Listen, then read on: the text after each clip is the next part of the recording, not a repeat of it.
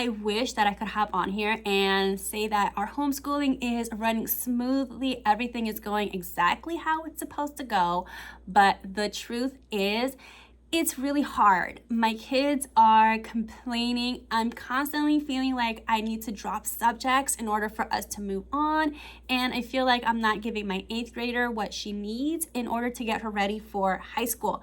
So let's talk about it. Grab your coffee, grab some tea, and let's have a chit chat.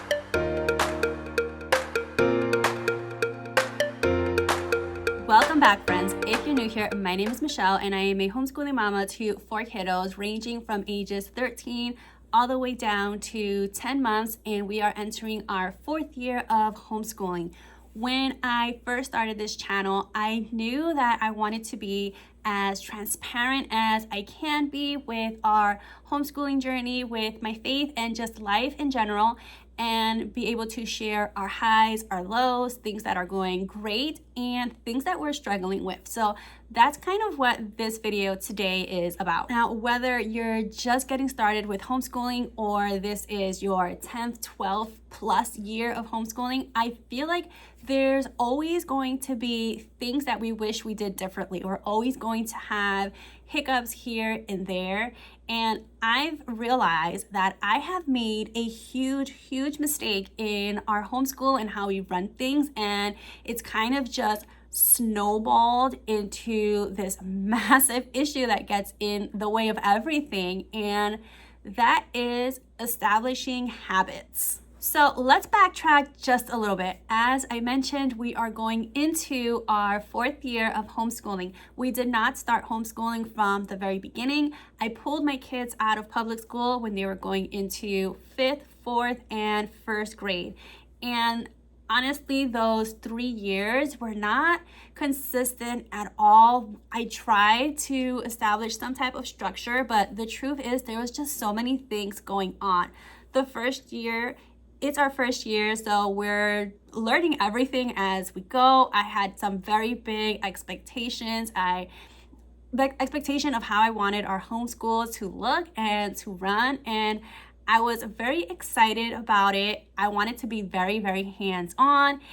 And then I accepted a full-time teaching position a few weeks after starting. It was a work from home online teaching position. So I figured I'm gonna be home. I can do both things. Not really, because even though I was working from home, it was still a full-time position and it took a lot of my time. And what ended up happening was that my kids were doing a lot of the things on their own, and I would pop in here and there during my breaks to try to help them out where I could. My husband, he was at home during the week because he works weekends, so he kind of tried to help out here and there, but it went the way that it went, we'll say that. Then year 2 of homeschooling, I knew I wanted to tweak some things. I'm still working full-time. At least I know what my work schedule is like.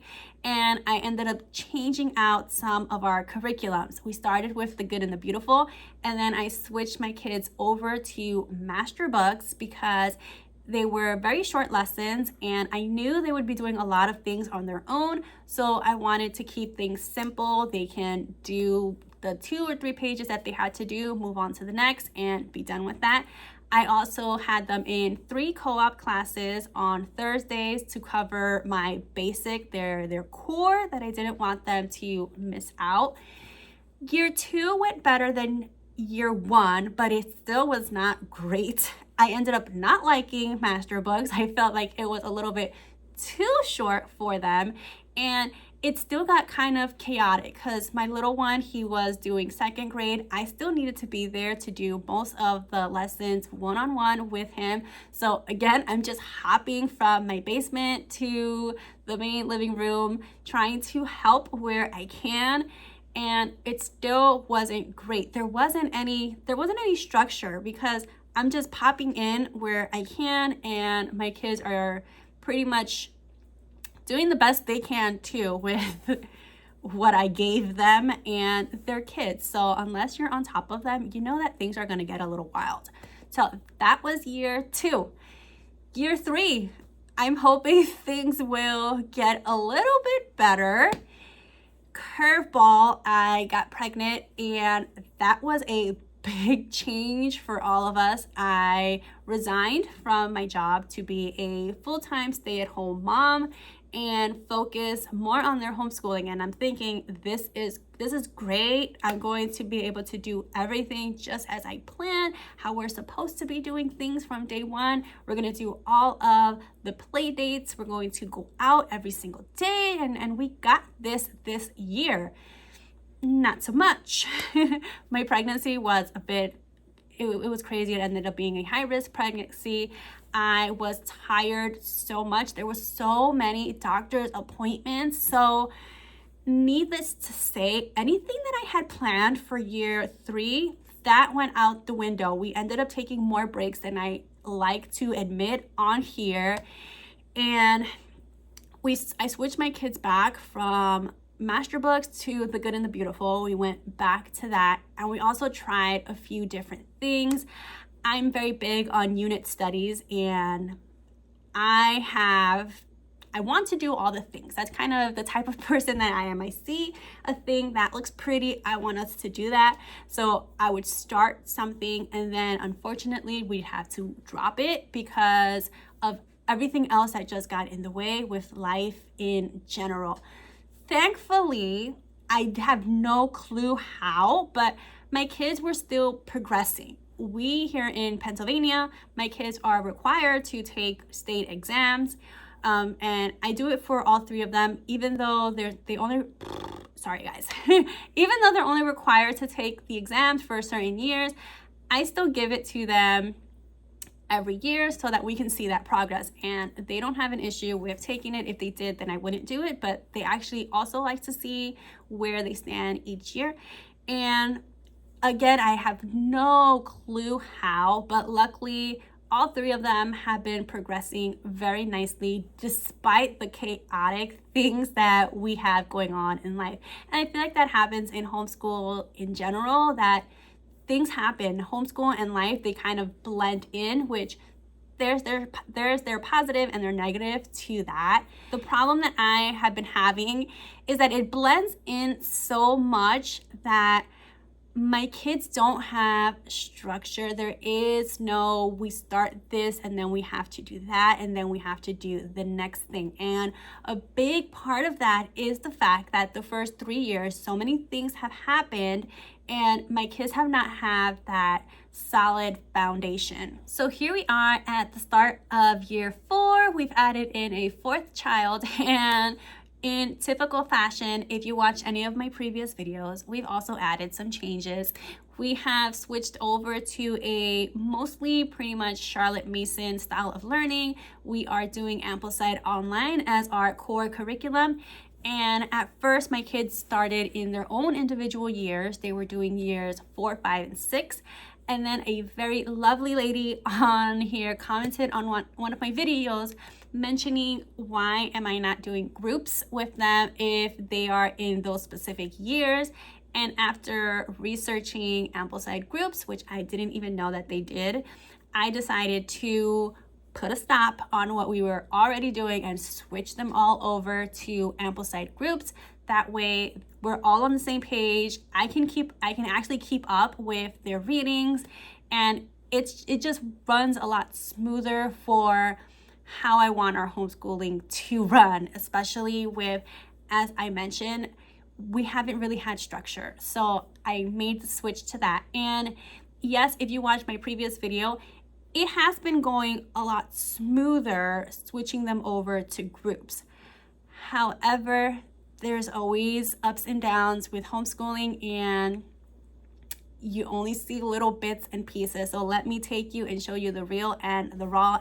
So we've been struggling with some things, and it all comes down to my number one biggest mistake that I've made with our homeschooling, and that is not establishing habits with my kids in terms of our homeschool. And it is crazy because I do have a teaching background. I taught grades K through 3rd, and the first thing that we do every single year is we always spent the first few weeks just working on classroom management, making sure that they know the rules, making sure that they know our expectations and how things run and how they need to get done. And that way the rest of our year runs smoothly.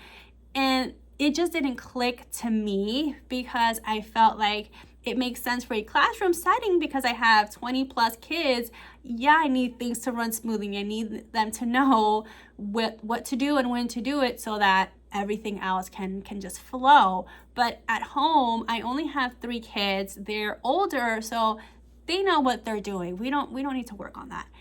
Big mistake. That has been my number one regret, has been not working on that foundation, because it has snowballed and I am seeing the effects, and I am starting to panic a little bit because my oldest, she is going into high school next year, and my kids complain a lot. There's a lot of complaining. Most days, my kids don't want to do school. So if you're thinking that you're seeing these pictures on Instagram of the perfect homeschooling day, and I'm pretty sure that there are families who do have the picturesque homeschool day, everyone loves what they're doing, and you truly have kids that love to do school.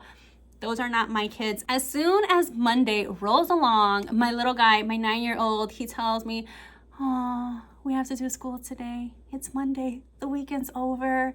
Everything is ruined." Like, that is how the rest of our week starts and how the rest of it goes. And don't get me wrong, we do have our wonderful moments, but I'm just trying to get the point across that my kids are not the kids that love school.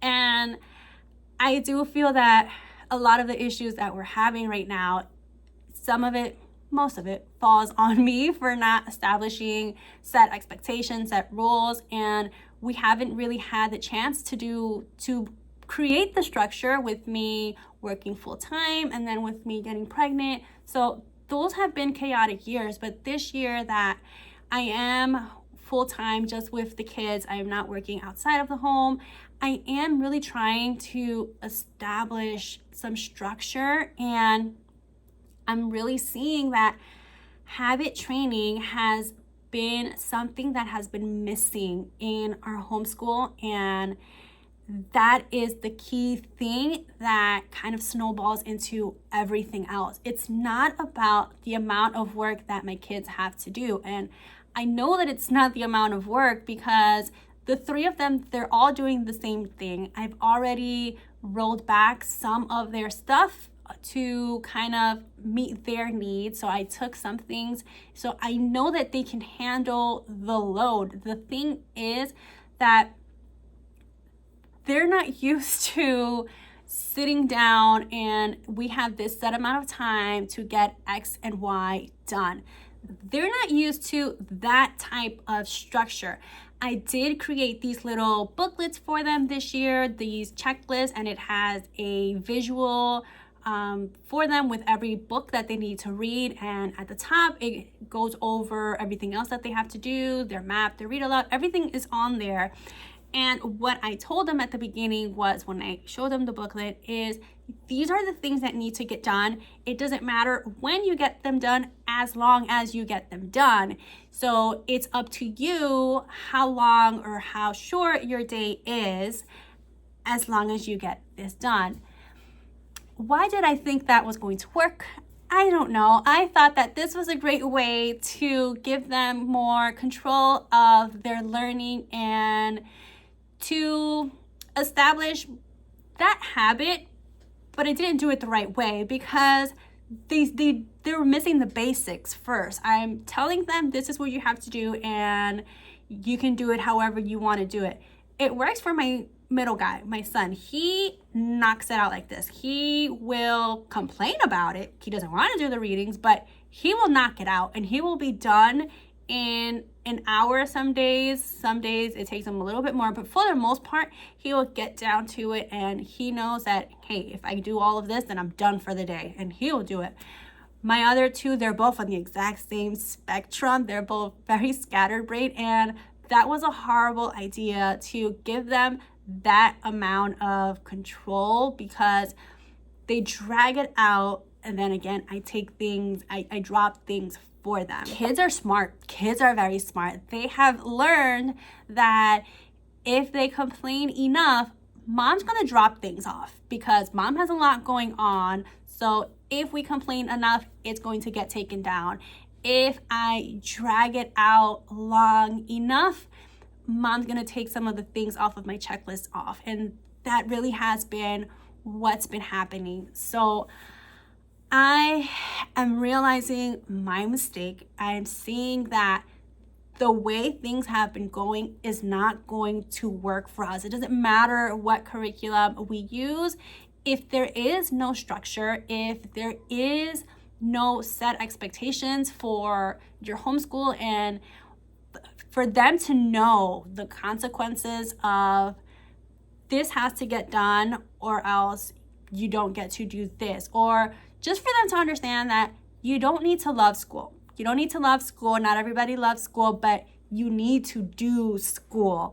Like, just understanding that concept is crucial. So I'm backtracking. Again, we're still doing our work, but we're going to work on establishing our habits. We're going to start with building that foundation, and I'm adding little things here and there to hopefully make our homeschooling run a little bit smoother. So I've decided that this year I am dedicating probably the whole entire year to just focus on building that foundation and habit training those habits. We are still going to continue our schedule, our Ambleside Online schedule. Like, we're still going to keep everything academic wise that we're supposed to be doing, but we're also tying in habit training. And this is a big thing with Charlotte Mason style of teaching anyways. I just didn't think it was important enough to add it into our homeschooling. Again, I am being transparent as I can with these videos and showing you guys the real, the raw, and where I'm at. I'm still learning as I'm going. So I thought that habit training was just a thing that we didn't need, and I threw that out the window, and now I'm bringing it right back. And we are starting from the very beginning. We are focusing on the habit of attention. And I also made my kids these little rhythm cards. This was another thing that I saw other homeschooling moms do, and I thought my kids are too old for this. We don't need to have a schedule put up anywhere. It's fine. They know this. No, we do, and we have it now, and I put it up on our kitchen for us to see it every morning, and I'm going to try my best to stick to it too, because again, I'm also the problem. And if my kids are complaining a lot, we won't do that for that day, but I'm going to train myself as well that school is not optional. Our subjects are not optional. What I am going to do is be more intentional with how we block out our time. So we do our morning time and our family subjects in the morning every day. Sometimes they go over. A lot of times they go over, and a lot of that is due to kids fighting or complaining, and our time gets eaten up by other things that goes on. And that's again where habit training comes into play here, and where the snowball comes into play here, because I'm trying to backtrack, and I'm like, why is it that something that should take us 10 minutes is now taking us 30 or 40 minutes to get through? No wonder our days take so long.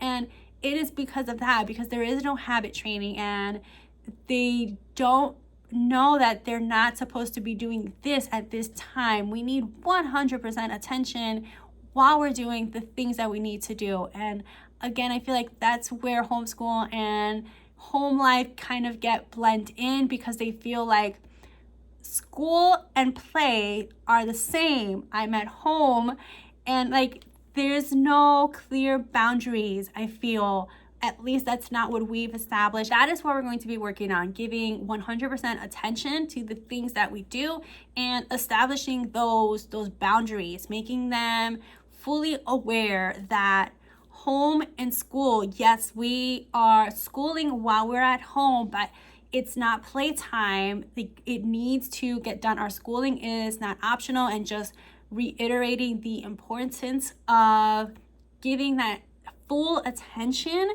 to the thing that we are doing. So I don't know how this is going to go. I feel like there's a combination between habit training for my kids and habit training for myself. I'm currently reading the book Atomic Habits to work on my own habits. So I have no idea why I had the crazy idea that my kids didn't need habit training as well. That is our main focus for this year. So wish us luck. We're also struggling a little bit with our writing, which is another snowball effect from the lack of our habits. Right now, I'm only having my kids do one written narration a week, and that is for all three of them, my little guy and my 7th and 8th grader, which is another reason why I'm kind of panicking a little bit that they are not getting all the writing that I kind of feel like they need. But I know that they need to slowly work their way up to it. Since we are starting new with Ambleside Online, I'm kind of trying to build their confidence in oral narration before they fully move into doing more and more written narrations. My only issue is that even though we're only doing one written narration, I'm getting so much pushback from my kids when they do have to do it. They don't want to do the writing part. They don't want to do it. And when they do their written narration, it's very short and there's not much effort put into it. And I'm just being as transparent in case you're the parent that is also struggling and you see that everyone else is doing their things perfectly and their kids are doing everything the way that it's supposed to be. I want to show you that side, that it's not all rainbows and butterflies. So my kids, they do give me pushback on the writing, and they're not putting their best effort into it.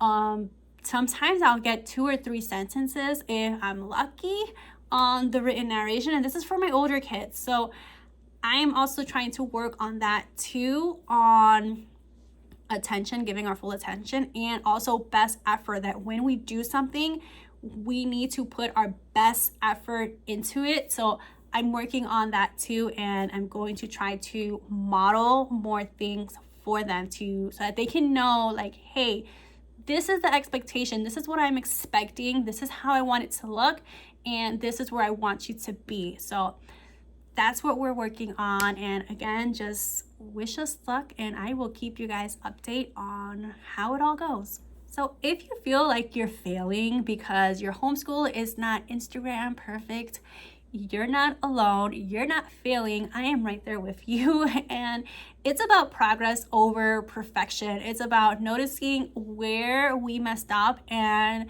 doing our best to fix it and move forward. And I'm going to continue to take you guys on this ride with me. I will update you on how everything goes. So if you haven't, make sure to like and subscribe so that you can follow along this journey. I also post tips on here as well. It's not all my mistakes. There's some good that I've learned along the way as well. So I do post that too.